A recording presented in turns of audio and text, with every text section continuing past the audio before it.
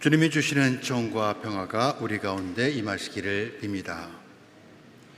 입춘이 지나면서 여름도 서서히 그 기운이 꺾이는 것 같습니다. 아침 저녁 부는 바람도 한결 달라졌습니다. 이제 무르익어야 할 시간입니다. 아직 뜨거운 한낮의 볕을 받아 익어가는 들녘의 곡식들처럼 우리의 믿음도 그리스도의 빛을 한껏 머금고 익어가기를 바랍니다. 오늘 주일 우리는 일제로부터 잃었던 빛을 되찾은 광복절을 기념합니다. 아울러 나의 거룩한 산 어디를 가나 서로 해치거나 죽이는 일이 다시는 없으리라. 바다의 물이 넘실거리듯 땅에는 하나님을 아는 지식이 차고 넘치리라는 이사야서의 말씀처럼 이 땅에서 이념 갈등과 전쟁의 위협이 사라지고 참 평화가 도래하기를 염원하는 남북평화통일 공동주일이기도 합니다. 금년으로 광복 78주년이 되었지만 아직도 일제강점기의 아픈 상처를 지니고 살아가는 종군 위안부, 강제 노역자, 그리고 원폭 피해자들이 온전히 치유되고 그들의 권리가 회복되기를 기도합니다.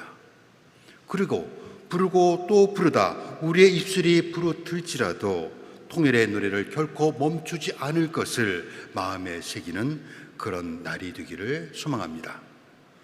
성부와 성자와 성령의 이름으로 말씀드립니다. 우리는 마테오 복음에서 예수님께서 행하시는 여러 기적을 목격하게 됩니다. 거센 폭풍을 잠재우고 죽은 자를 살리고 나병 환자를 비롯한 질병에 걸린 이들을 치유하셨습니다. 악령을 쫓아내는 일은 다 헤아릴 수조차 없었습니다. 예수님은 오늘 복음 앞에서도 빵 5개와 물고기 2마리로 5,000명을 먹이시는 기적을 행하셨습니다. 이어지는 오늘 복음 역시 예수님께서 무리를 걷는 기적 이야기입니다. 오늘 이야기 끝에 제자들이 주님은 참으로 하나님의 아들이십니다라고 고백하듯 초기 그리스도인들은 그들이 이해할 수 없는 일련의 기적 사건들을 통해 예수님이 하나님의 아들이시라는 것을 알게 되었습니다. 그러나 과학 이후의 세계에서 기적을 논증하는 것은 어려움이 따릅니다. 논리적 사고에서 기적은 기껏해야 연약한 인간들이 어떤 거대한 힘에 의지하고 싶어 만든 상상의 언덕에 불과할지 모릅니다. 그러나 기적은 많은 것들이 신비에 가려져 있던 구약시대나 예수님 활동하시던 1세기에 한정된 것은 아닙니다. 놀라울 만큼 과학이 진보한 오늘에도 기적은 여전히 우리가 사용하는 어휘의 많은 부분을 차지하고 있고 기적의 경험은 우리 삶 곳곳에 얽혀 있습니다. 때로 우리는 보이지 않는 하나님께서 우리가 겪는 인생의 폭풍에 기적처럼 개입하시는 것을 깨닫고 전율할 때가 있습니다. 오늘 일독서 요셉의 이야기가 그렇습니다. 요셉의 형제들이 아버지의 사랑을 독차지하는 요셉을 시쌈하여 죽이려고 계획합니다. 그런데 형제 르우벤의 제안에 따라 요셉을 죽이지 않고 깊은 구덩이에 쳐 넣었습니다. 르우벤은 밤이 되면 몰래 요셉을 꺼내 아버지께 돌려보낼 생각이었습니다. 그런데 그때 마침 낙타를 타고 오는 이스마엘 상인들이 그들의 눈에 띄었습니다. 그러자 형제 중 유다의 제안에 따라 요셉을 상인들에게 팔아버렸습니다. 그렇게 해서 요셉은 생각지도 않았던 이집트로 가게 되고 우여곡절 끝에 그곳에서 높은 지위에 오르게 됩니다. 한참의 세월이 지나 이스라엘에 오랜 가뭄이 들었고 요셉은 식량을 구하러 이집트에 온 형제들과 다시 만나게 됩니다. 자신들이 저지른 만행에 두려워 떨고 있는 형들에게 요셉은 이렇게 말합니다. 형님들이 나를 이집트로 팔아 넘겼다고 해서 마음으로 괴로워하실 것 없습니다. 하나님께서 우리 모두의 목숨을 살리려고 나를 형제들보다 앞서 보낸 것입니다. 나를 이곳에 보낸 것은 형님들이 아니라 바로 하느님이십니다. 요셉의 이야기는 빵 몇 개로 5천 명을 먹인 것이나 무리를 걷는 것과 같이 자연법칙을 거스리는 초자연적 기적 사건은 아닙니다. 대신 하느님께서 우리의 인생에 어떻게 개입하시고 위험에서 건지셨는가에 관한 기적 같은 이야기입니다. 요셉은 이스라엘을 구원하시려는 하느님의 도구였습니다. 이는 그의 백성을 긍휼히 여기시는 하느님께서 인간의 지식과 이해를 초월하여 만드신 한편의 기적 같은 사건입니다. 따라서 우리가 성서의 기적 이야기를 읽는 방법은 요술이나 마법이 아니라 시편 77편 시인이 당신은 바다를 밟고 다니시고 대를 건너질러 달리셨건만 아무도 그 발자취를 몰랐습니다 라고 말하듯 우리의 일상에서 우리도 모르게 다가오시는 하나님의 구원 방식으로 이해하는 것입니다. 오늘 복음에 무리를 걸으신 기적은 예수께서 굶주린 5천 명을 먹이신 다음 제자들을 배에 태워 호수 건너편으로 먼저 보내시고 나서 조용히 기도하려고 산에 올라가시는 장면으로 시작합니다. 예수님께 기도의 시간은 숨 쉬는 것만큼이나 중요했습니다. 산은 구약 성서에서 하나님을 만나는 곳입니다. 그러는 사이 제자들이 탄 배는 풍랑에 위태롭게 흔들리고 있었습니다. 제자가 되기 전 어부로 살면서 바다에 잔뼈가 굳은 그들이었지만 아무리 애를 써도 파도에서 헤어날 수가 없었습니다. 그때 예수님께서 무리를 걸어 제자들에게 다가오셨습니다. 그런데 제자들은 무리의 희미하게 보이는 예수님을 알아보지 못하고 그만 겁에 질려 유령이다 하며 소리를 질렀습니다. 허버트 웰스의 단편소설 어느 대주교의 죽음에는 믿음이 좋기로 소문난 어느 대주교가 등장합니다. 여느 날과 다름없이 대주교는 성전에 무릎을 꿇고 기도를 드립니다. 그가 오 전능하신 하느님 하고 기도를 하는 순간 하늘에서 그래 무슨 일이냐 하는 주님의 음성이 들려왔습니다. 그 소리에 대주교는 너무 놀라서 심장마비로 세상을 떠났다는 것이 대략의 소설 내용입니다. 놀라기는 우리도 마찬가지입니다. 우리는 하나님이 실제 하신다고 믿습니다. 그러나 하나님이 우리 현실에 자신의 모습을 드러내실 때 우리의 반응은 기쁨 대신 두려움이 지배합니다. 그날 제자들도 그랬습니다. 부활하신 예수님께서 단단히 걸어 잠근 문을 지나 제자들에게 나타났을 때에도 그들은 오늘 복음에서처럼 유령이라고 생각했습니다. 그때처럼 예수님은 제자들에게 나다 안심하여라 겁낼 것 없다고 말씀합니다. 겁낼 것 없다 두려워 말라는 말은 이집트를 탈출한 이스라엘 백성들이 검푸른 홍해 앞에 멈추어 섰을 때 모세가 한 말을 상기시켜 줍니다. 두려워하지 마라. 움직이지 말고 오늘 하느님께서 너희를 어떻게 구원하시는가 보아라. 또한 두려워 말라는 말씀은 천사가 요셉과 마리아에게 그리고 부활 아침 예수의 무덤가를 찾았던 막달라 마리아에게 그리고 오늘의 우리에게도 들려옵니다. 예수님은 오늘 복음에서 당신을 따르는 제들을 배에 태워 바다를 건너게 하셨듯이 우리를 세상에 내보내십니다. 우리의 삶은 세상에는 바다에서 코로나 팬데믹, 경제 침체, 질병, 가난, 틀어진 관계 등과 같이 거친 풍랑과 마주치게 될 것입니다. 우리는 세상에서 많은 지식을 쌓고 능력을 인정받는다고 해도 정말 중요한 일 앞에서 무력할 때가 있습니다. 그럴 때 예수님은 우리의 힘으로 폭풍을 헤치고 건너편에 도착할 때까지 가만히 앉아서 기다리시지 않습니다. 우리가 알고 있는 그분은 무리를 걸어 우리에게 다가오시어 나다 두려워 말라 하시며 우리를 삼키려 달려드는 풍랑을 꾸짖어 잠잠케 하실 것입니다. 이전에도 그랬던 것처럼 성급하고 열정적인 베드로는 오늘 이야기에서도 가만히 있지 못합니다. 그는 주님이십니까? 그렇다면 저더러 물 위로 걸어오라고 하십시오라고 청합니다. 복음서 전체에서 이처럼 만약으로 예수님을 부르는 경우는 3번 있습니다. 한 번은 마귀가 광야에서 예수님을 유혹할 때입니다. 사탄은 내가 만일 하나님의 아들이라면 이 돌들로 빵을 만들어라 유혹합니다. 다른 한 번은 예수님께서 십자가에 달려 계실 때입니다. 사람들은 내가 만일 하나님의 아들이거든 십자가에서 내려와 보라고 조롱합니다.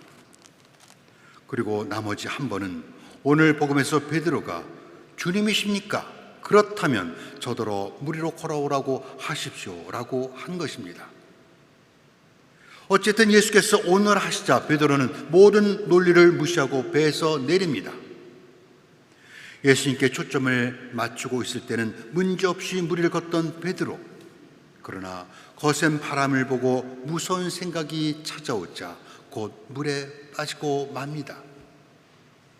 헛에 가득한 목소리로 모든 사람이 주님을 버릴지라도 저는 결코 주님을 버리지 않겠다고 장담했지만 새벽에 닭이 울기 전 예수를 모른다고 3번이나 부인했던 실패한 베드로가 떠오릅니다. 그러면 베드로가 물에 빠진 것은 무엇 때문입니까? 그 대답은 베드로가 한 말 속에 있습니다. 만약으로 시작하는 기도에 하나님은 응답하지 않으십니다.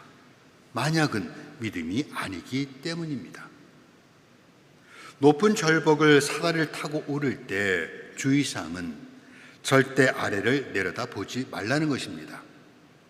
아래를 내려다보게 되면 두려운 마음이 몰려와 한 걸음도 떼지 못하게 될 것입니다. 인생의 폭풍 속에서 우리가 폭풍이 아니라 하나님께 집중해야 하는 이유입니다. 때때로 우리는 자비하신 하나님께서 왜 우리를 거친 폭풍 속으로 건너도록 하시는지 궁금해할 때가 있습니다. 하나님의 계획을 알 수는 없지만 분명한 것은 하나님은 거기에 계시며 거기서 당신의 임재를 드러내시고 우리가 당신의 일을 할 수 있는 힘과 용기를 불러일으킨다는 것입니다.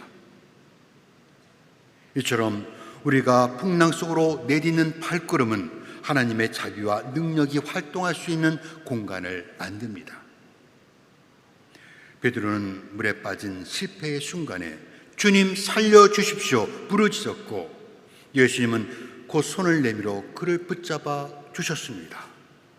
오늘 이야기의 핵심 부분입니다. 우리는 여기서 오늘 이 독서 로마인에게 쓴 편지에서 주님의 이름을 부르는 사람은 누구든지 구원을 얻으리라고 사도 바울로가 한 말씀의 의미를 포착할 수 있게 됩니다. 신학자 리차드 젠스는 믿음은 한계 상황에 처하게 되었을 때 세상에서 방법을 찾는 것이 아니라 예수님의 이름을 부르는 것이라고 말합니다. 베드로의 손을 붙잡으신 예수님은 왜 의심을 품었느냐? 그렇게도 믿음이 약하냐? 말씀합니다. 그런데 책망하시는 것 같지는 않습니다. 어린 시절 아빠에게 자전거 타는 법을 처음 배울 때를 한번 생각해 보십시오. 아빠가 뒤에서 자전거를 붙들어 주던 손을 가만히 놓아도 아이는 아빠가 자전거를 붙잡고 있다는 믿음에 넘어지지 않고 앞으로 달려갑니다. 그러다 순간 의심이 들어 뒤를 돌아보게 되면 자전거는 흔들리고 넘어지고 맙니다. 그때 좋은 아빠는 넘어진 자녀를 책망하지 않습니다. 참 잘했어. 이만큼 왔잖아. 넌 할 수 있어. 칭찬하고 격려합니다. 그 아이는 얼마 지나지 않아 넘어지지 않고 빠른 속도로 자전거를 타게 될 것입니다. 실패한 베드로는 예수님의 격려에 다시 일어설 용기를 갖게 됩니다. 그런데 힘내라, 나다, 두려워 말라 말씀하시는 대상은 표면적으로는 오늘 복음의 베드로이지만 실은 예수님 승천 이후 박해에 직면한 제자들과 초기 마테오 공동체 사람들에게 주신 말씀입니다. 풍랑은 초기 기독교 공동체가 직면한 박해를 나타냅니다. 초대교회 신자들은 자신들의 믿음으로 감당할 수 있는 것보다 더 큰 폭풍에 휩싸여 있습니다. 그들의 위태로운 처지를 보여주듯 물에 가라앉고 있는 베드로를 예수님은 손을 내밀어 붙잡아 주셨습니다. 이는 자전거를 배우는 아이가 아빠가 자전거를 붙잡고 있다는 믿음에 넘어지지 않듯, 그리고 성령께서 박해받는 그들과 함께 계신다는 확신을 갖게 하여 절망 속에서도 희망과 용기를 갖기에 충분합니다. 우리는 베드로처럼 위태롭게 바다 위를 걸어야 할 때가 있습니다. 예수님은 우리를 배에서 나오라고 부르십니다. 배는 전통적으로 교회를 상징합니다. 신앙의 본질은 더 큰 배를 만드는 것이 아닙니다. 거센 바람과 파도를 막을 수 있는 완벽한 배는 지상에 없습니다. 신앙은 거센 풍랑이 치는 세상에 자신을 내던져 셋바에 시달리는 사람들을 위로하고 그들에게 희망의 손을 내미는 것입니다. 거기서 우리는 주님을 만나게 됩니다. 그런데 오너라 우리를 부르시는 주님의 음성을 듣고도 가만히 웅크리고 앉아 배에서 내리지 못하는 이유는 무엇입니까? 그것은 교회에서 느끼는 영적인 평안과 위로, 혹은 불확실성과 안전을 보장받고 싶은 인간적 욕구일지 모릅니다. 깊은 절망과 두려움 또한 하나님께서 우리를 사용하시는데 큰 장애물이 됩니다. 이와 같은 우리의 현실에 닥치는 바람과 파도는 용서와 사랑, 자비와 사랑의 하나님을 품고 세상으로 나가려는 우리의 결심을 흔들고 가라앉게 합니다. 그러나 역설적이게도 우리가 거센 폭풍 속으로 발을 내딛는 가장 연약한 순간에 무리를 걸어오시는 하나님과 만나게 된다는 것입니다. 그래서 우리 삶에 불어오는 거센 바람과 높은 파도가 우리는 두렵지 않습니다. 그래도 두렵다면 오늘 복음의 베드로처럼 큰 소리로 외쳐보십시오. 주님 살려주십시오. 그러면 예수님은 손을 내밀어 붙잡아 주실 것입니다.